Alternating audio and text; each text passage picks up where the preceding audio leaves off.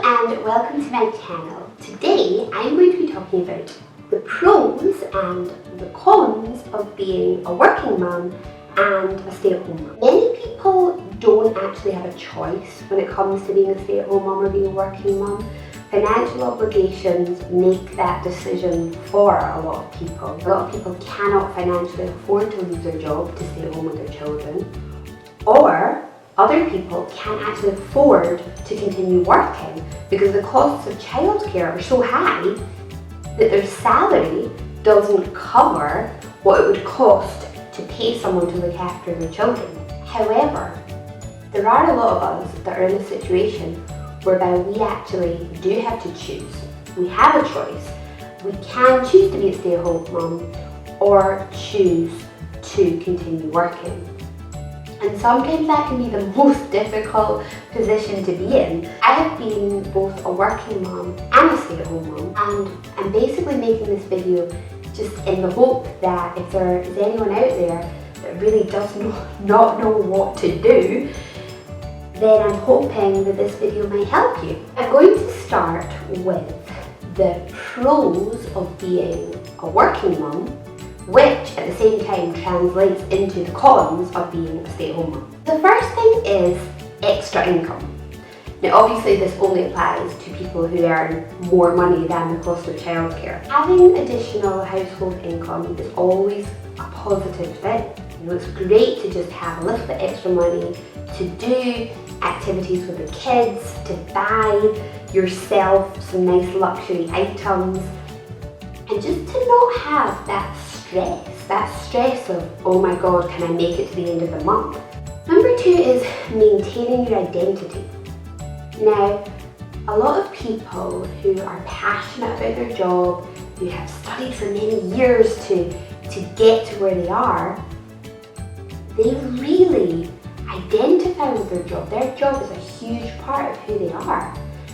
And to then give that up in exchange for sitting at home, reading books and changing smelly diapers can be really frustrating and can sometimes make you feel very resentful towards your children and your family. Breaks. Okay, when you are a working mother, you can take a break. Even if you have a really stressful job, you can always take a 5-minute break.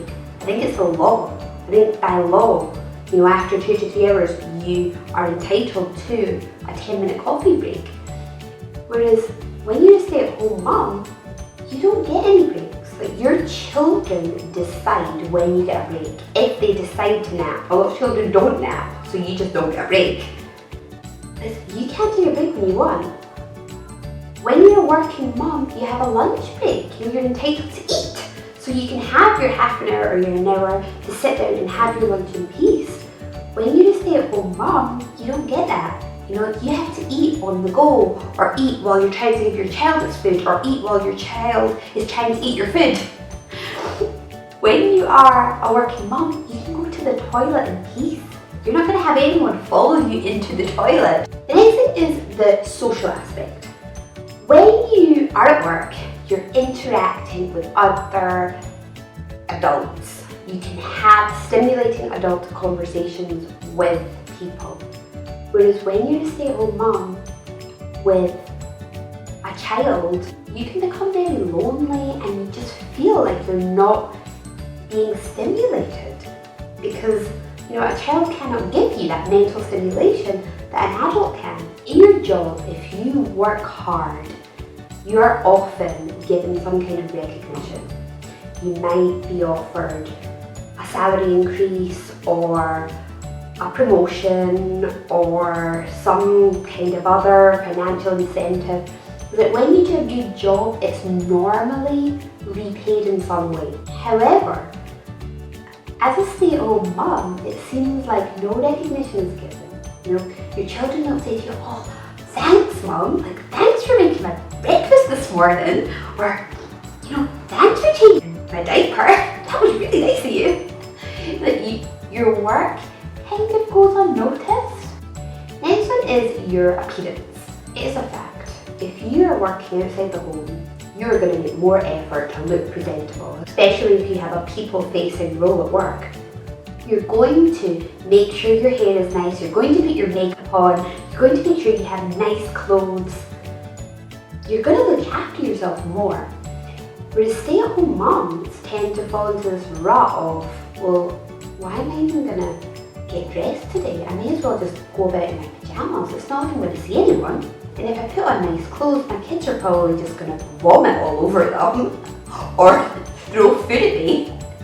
So why am I going to bother making an effort on my appearance when no one's going to see me today, no one's going to care if I smell, and my kids would probably ruin any decent clothes that I put on anyway. The final positive thing is greater appreciation for your children.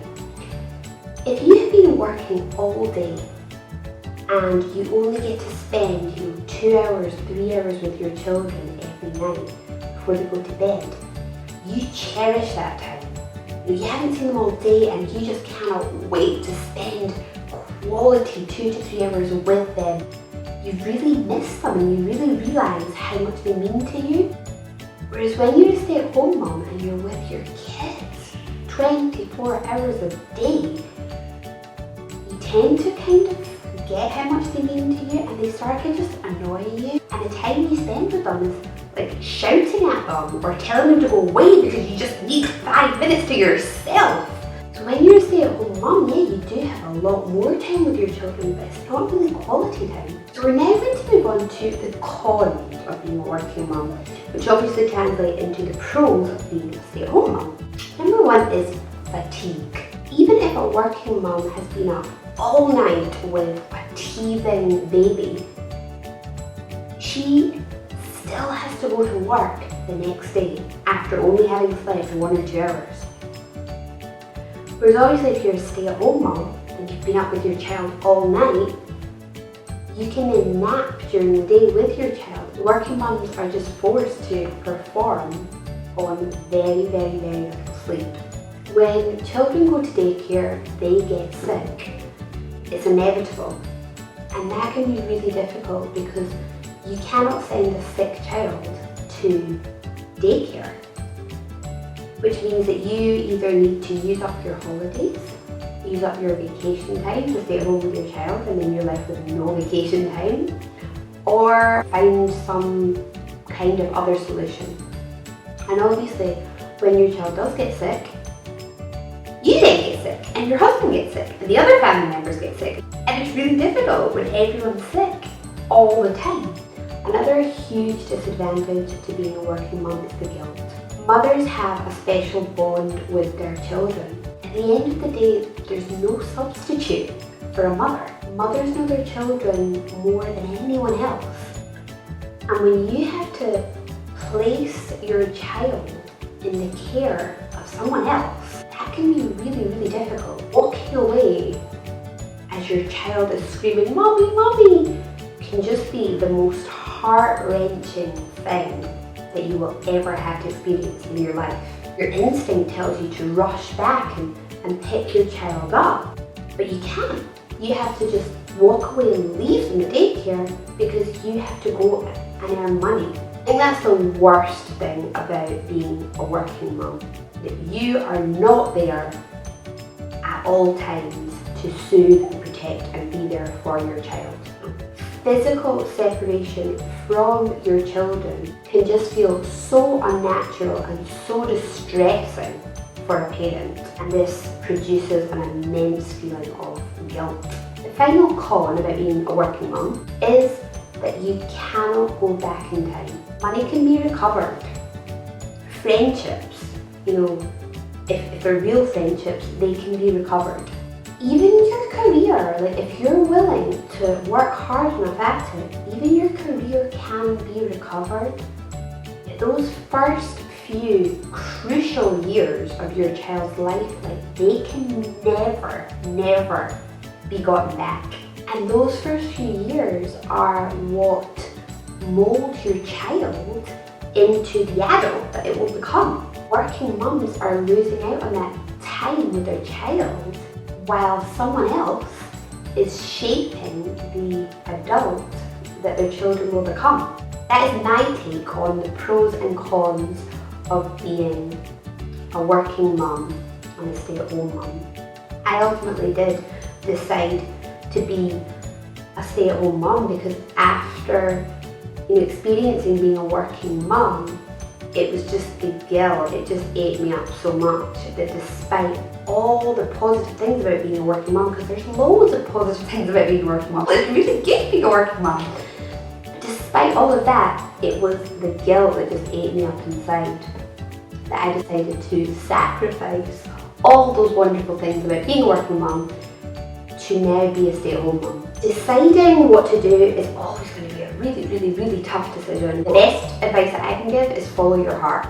Follow your heart, do whatever your heart tells you to do whatever your heart tells you is best for your family. And only you will know what's best for your family. Hope this video gave you some insight into the good things and the bad things about staying home or about working.